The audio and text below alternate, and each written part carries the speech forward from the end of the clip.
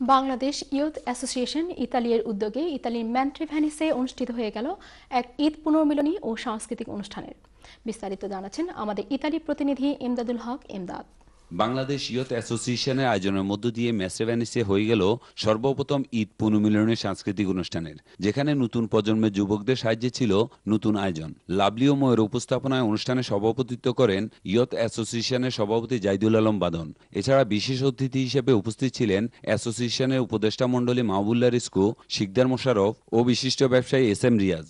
সভাপতির বক্তব্যে জাইদুল আলম বাদন বলেন, আমরা বেশ কিছুদিন যাবৎ চেষ্টা চালিয়ে যাচ্ছি একটি লাইব্রেরি করার জন্য, তবে আমরা প্রতিজ্ঞাবদ্ধ হচ্ছি যে আমরা একটি লাইব্রেরি স্থাপন করব।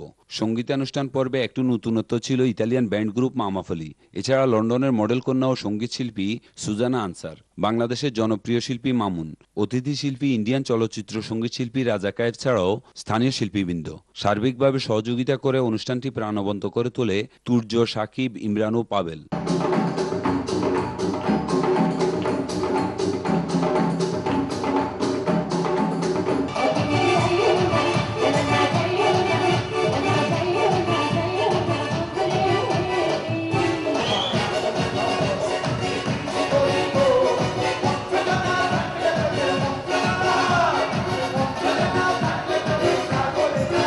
सजाऊंगा लुट कर भी तेरे बदन की डाली को, लहू जिगर का दूंगा हंसी लबों की लाली।